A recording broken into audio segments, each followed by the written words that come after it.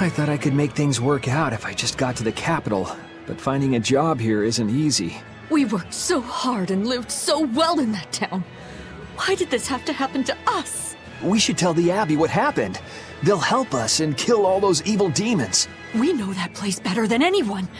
We can help the Abbey recapture it. I'll never forgive those demons. Or the Lord of Calamity. I'm sorry.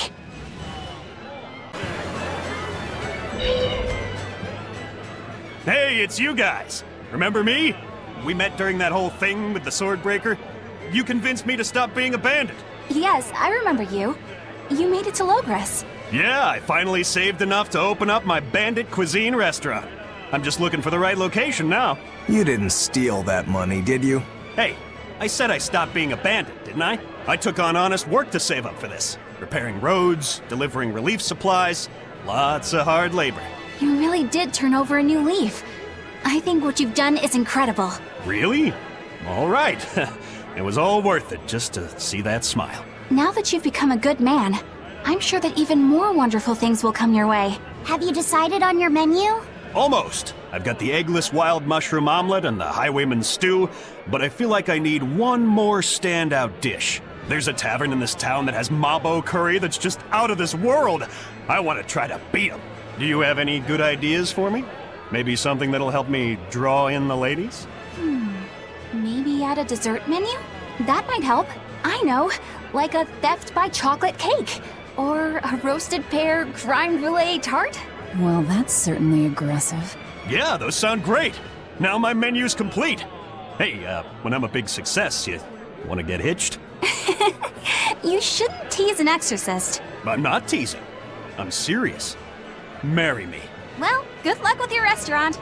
Ooh, rejection hurts. Miss Holier Than Thou delivered some just desserts. Sweet rejection. It'd make a good cake name. The taste of defeat is bittersweet. The Lord of Calamity has brought fear to the entire kingdom. Grim whisperings echo through the streets in every town. It's gloom and grief all around. So many people at church have lost someone close to them. But it is in the saddest times when smiles are most needed.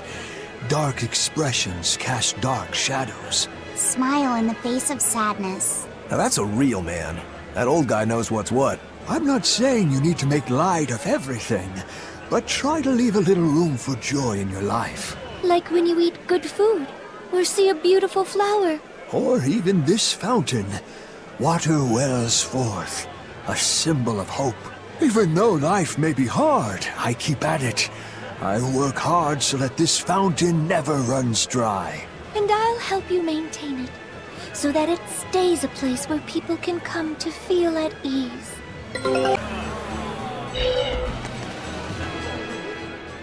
Now that there are less exorcists around, we can rely on the Abbey to do everything for us. We need to start by doing what we can do to make this world a brighter place. So where are you going to start? With everything as harsh as it is now, people feel like they need to sacrifice excess and live frugally. I agree that we should act in moderation and refrain from excessive luxury. But we need joy to keep us going, right? That's why we've decided to open up a restaurant. We want to make people happy by making good food and good drink. What sort of food will you make? That's what I'm researching now. I'm walking the world, trying different foods. I heard they have this amazing mabo curry. But to be honest, the place looks a little intimidating. Just treat it like it's any other restaurant. I've been in there, and the mabo curry is great. Really? So it's a mabo curry even the kids can like? I gotta try me some of this. I wish you wouldn't call me a kid. My bad. I didn't mean to step on your pride there. I was too preoccupied with thinking about our restaurant's mission statement, and I neglected to consider your feelings. I'm terribly sorry. It's not that big of a deal. But what do you mean by mission statement anyway? We're a restaurant that's fun for the whole family. Our slogan is, we'll feed you from the cradle to the grave. It's supposed to be a place people eat. You might not want to mention graves. I think a person would need a lot of courage to go eat there. Whoa. Why didn't I think about that? You seem to miss a lot. Are you sure you're up for running a restaurant? We'll be fine. I studied up on a lot of restaurant management, and I plan on hiring a really good chef. All that's left is to select a menu and come up with a new slogan. Instead of cradle to grave, how about from this life to the next life? Your food's killing them either way. Rats. I can't think of anything. How about fine dining, from baby teeth to dentures? Not bad, eh? That's fantastic. It gets rid of that whole dying thing. I love it. We'll use it. They've got a long road ahead of them. Welcome. You came back. I did. This place is important to me. Are you sure it's okay to be in a town like this? Don't worry about us. Besides, I'm more worried about the bar. I'm only away for a little while, and look at this place. The casks are empty and all the food tastes like dirt. Just a little bit ago, we finally got a delivery in. It was barely enough to open up shop. Do you have enough to make mabo curry? I do. Great! Thanks for worrying about us. But leave the town to the townsfolk. You should just focus on what you have to do. Just make sure you don't have any regrets. Thanks, Tabitha. Benwick told me that you can mop the floor with the water you've used for washing rice, and it'll make the wood shiny. Is that true? It is. Not only does it get the floor clean, it'll put on a layer of rice bran oil at the same time. 2 birds with 1 stone. Wow, that's awesome! I didn't know that. Yeah, rice water has a lot of uses. The first time you use a new earthenware pot, boil rice water in it, and you'll extend its lifespan. And if you use it when you're rehydrating dried fish, it'll tenderize it and take away the fishy smell too. And if you water plants with it, it acts as a fertilizer. It's really useful stuff. Wow, look at you, Velvet. Maybe I could see you with a family after all. You don't have to act so surprised. Still, I've never read that in any of my books before. How did you end up learning all that? I learned from Celica, who learned it from our mom. It's just been passed down across the family. Wow! What else did you learn from your sister growing up? Celica taught me everything our mom knew about cooking, from the basics to more advanced techniques. Speaking of which, rice water is really useful when cooking too. If you use it to boil radishes, it'll get rid of their bitter taste. When you use it to boil bamboo shoots or burdock roots, they'll soften and take on a nice white color. My mother taught Celica that anyone who threw away rice water wasn't qualified for housework, and my sister passed it on to me too. You know so many cool things! When I needed to make When you need to make a child eat their vegetables, it'll go over better if you can cook them tender and not so bitter. I bet you'd make a pretty good mom one day, Velvet. You really think so? Actually, since you're here, Bienfu, I have to ask. Those are discarded vegetables on your tray there, aren't they? Yeah, but they're just raw scraps left over from cooking. I was on my way to throw them out just now. What are you talking about? That's all still good stuff you can use. Look at those radish leaves. Dice them up, fry them in oil, add soy sauce, cooking wine, bonito flakes, and sesame seeds, and voila! A perfectly healthy topping for rice. And that potato skin? If you wipe the inner side on a mirror, it won't fog up. Put some salt on those lemon rinds and you can use them to scrub a wash basin sparkling clean. Holy cow, Velvet! You're a treasure trove of knowledge. You know what's been bothering me? These pirates are way too wasteful with their food. They leave so much garbage. You might be getting a little carried away here. Yeah. I think you've made the jump from potential mom to bothersome in-law.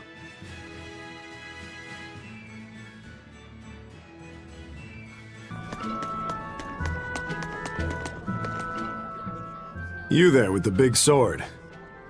You've got skills, don't you? How can you tell without seeing me in battle? I'm just a mere swordsmith, but I've known all sorts of swordsmen. Sometimes a sword's spirit is much weaker than its owner's, and it can't match his prowess. Other times, the sword's spirit is too strong for its wielder to master, and it holds its owner in disdain. You can tell? Even if someone doesn't draw his sword? Not always, but sometimes. In his case, it was easy. His spirit is in perfect sync with the one residing in his blade. Really? I never thought about my sword that way before. I'm sure whoever forged that sword is glad to have a man like you wield his work. I'd love to meet a swordsman to whom I could happily entrust my work. But first I need practice. I've got to sharpen my skills and my spirit. Good luck! Thanks. I heard that this recent rash of demon attacks is the work of a demon known as the Lord of Calamity. I heard that too. They say she built a nest in Mount Killaros where she breeds swarms of demons like some kind of queen ant. Really? That's not what I heard. I heard she's a giant, hideous hag with the head of a dragon and a mouth with gnashing teeth in each hand. I think they just called you a hideous hag. Mouth hands? Oh, how ghastly! That's not all. Those mouths spew forth clouds of toxic gas. Any human caught in it turns into a demon. Wait, is that where demon blight comes from? I couldn't say. It's just a rumor after all. But I haven't even gotten to the crazy part. This demon has a familiar, a short little thing that uses a huge board to create winds that spread the demon's poison. Rumor says that the nasty little creature takes the appearance of a trickster magician and is actually the demon's true form. So some short little monster has caused all of this? Kind of makes you hate anyone short, doesn't it? So the Lord of Calamity is actually a short, phony magician. What do you know? Woe is me! My cover's been blown! Go, my hideous hag! Devour those meddlesome humans! She had the idea to build a great bell tower and make it the symbol of our town. We'll make the tower out of stone, tall and proud. Then we'll hang the biggest bell in the land here. The wind whistling down from the mountains will carry the sound far, far away. Wouldn't that be wonderful? Yeah, it sounds great. Where are you going to quarry the stone? The stone we get from the mountains near here is dense and smooth. Perfect for constructing buildings with. You know your rocks. When I was deciding on where and what to farm here, I spent a lot of time researching the nearby geology. Not only does she have the knowledge, she has a great logical mind. She's been a terrific help in getting this plan off the ground. And he's got the good ideas, but he tends to leap before he looks. Since I don't get flashes of insight like he does, he's given me all sorts of ideas for improving my farm. Now we're trying to find the perfect metal for the bell. The metals and their ratios used when casting the bell will change its sound dramatically, right? That's right. We're testing all sorts of alloys, trying to find one that produces a smooth, pleasing sound. I hope you can find a sound that will soothe the hearts of those both near and far. I still have a long way to go before I perfect my new drink, but I did discover something useful already. If you steep the radish bells in barley wine, the poison is denatured, leaving behind a hearty flavor. Sounds like snake wine. Exactly. That's where I got the idea. So, can I get a taste of your new concoction? Don't tell me I have to wait 50 years for this one, too. I just started brewing it up. It should be ready after the summer. But my intuition is telling me to let it sit for 4 years. In that case, we'll come back next autumn. Make sure to save enough for 2. Nah, 2 won't be enough. I want to treat the whole crew. How much can you make by then? I've already prepped 3 large barrels. If I push, I could probably ready another 7. Great, make them. I'll pay for all 7, and we'll split 5 barrels in the autumn. What? And we'll come for the other 2 in 4 years' time. Right, Eisen? No, we'll only take 1 more. The last one is yours to sell as the town's specialty. Oh, thank you. I'll make sure it's delicious. Looking forward to it.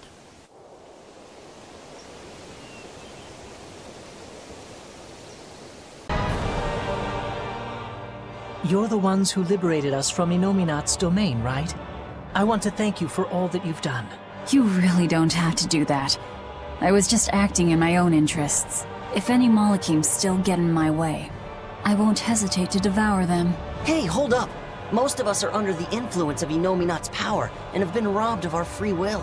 The majority of Malachim are too afraid of malevolence to even go near humans. Before Inominat's interference, we were a peaceful people. That doesn't matter to me. We get what you're saying, but if we go easy on anybody, then we'll be the ones who get killed. If you truly want to protect your friends, you'll have to stop us by force. Wouldn't you agree that having free will means choosing the path you believe in? I suppose you're right.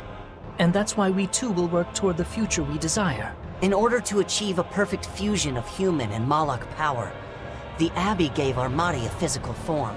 Specifically, they're vessels embedded with a formula that can manipulate mana. They call these objects divine artifacts. Is that what that bow is? Yes, this is one of the divine artifacts. We've decided we want to pass on the knowledge behind the divine artifacts and armatization to future generations. Why would you want to do that? Armatization is dangerous. We want to enable humans and Malakim to coexist. What? In its current form, armatization is a one-sided process, allowing a human to exploit a Malak's power. But imagine if humans and Malakim could armatize with mutual awareness and consent. It could provide just the edge our people need to battle the great forces who seek to harm our world. Like the Lord of Calamity, you mean? Well, do what you want. It's another potential for the future. Yes. But I have one warning for you. The divine artifact intended for Inominat is already complete. You know what that means, don't you? Artorius himself will use the divine artifact to armatize with Inominat. For the good of the future, we'll pray for your success in battle, Lord of Calamity.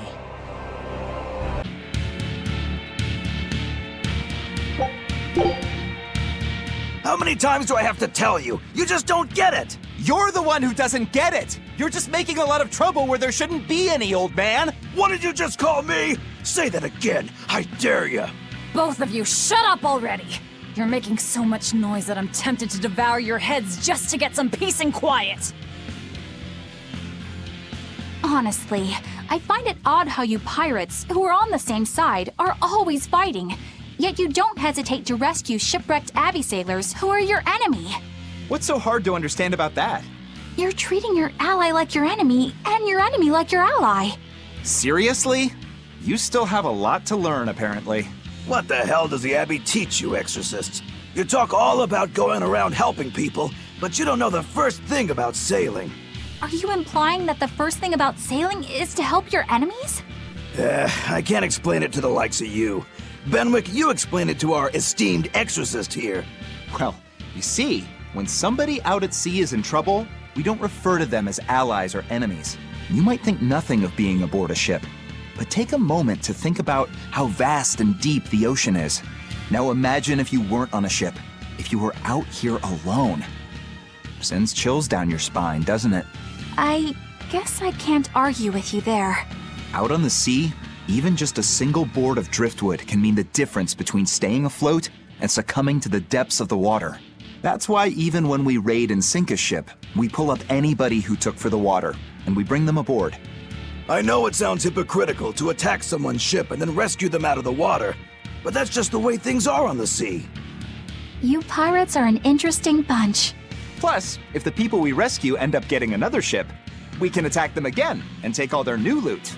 You don't go and kill every last prickle boar in the forest, or else you won't have any more to hunt later. It's the way of the world. And my faith is gone. All right, but why were you two fighting to begin with? Oh right, that! I remember why. Benwick here came up and started squeezing lemon juice on the perfectly fine fried chicken I just made. Who wouldn't do that? It's normal. The way you drench it takes away all the seasoning and complexity of flavor that I worked so hard to get right. No way! You have to at least put that much on, or it's not worth eating at all. Oh, forget about the chicken. Who wants to douse these two in a bucket of water instead? Make it ice water. I moved here from Isolt. I couldn't just abandon Aminoch's temple. But the Abbey and Inominat are important to me too. It's not like I'm rebelling against them. I just think that these traditions and beliefs are part of our island's heritage. We have to honor them. I think that's wonderful. But aren't you worried about the demons? I asked the exorcists in Isolt for help. They said they couldn't station anyone here immediately, but they would send frequent patrols. That's pretty tolerant, coming from the people who banned Aminoch worship in the first place. Those who served under Lady Teresa have a strong sense of justice. They'll protect everyone, regardless of belief. No one has heard from Lady Teresa for some time now, but her people are trying to carry on her ideals.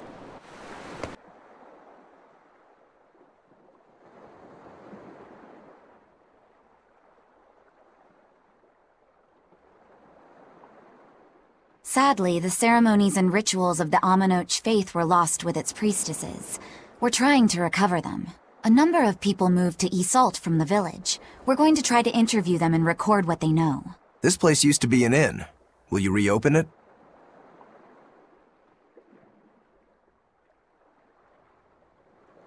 I studied Southgand history and am especially interested in the history of local cuisine before Midgand took over. Since some ingredients can only be found here, I thought I could help out with the inn while practicing the traditional recipes. What sort of dishes will you make? Tropical moussaka, southern-style mango fried rice, papaya sukiyaki, some other stuff too.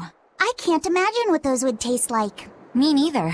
That's why I've got to use local ingredients to further my research. I don't know how long it'll take, but one day I hope to perfect these recipes and serve them at this very inn.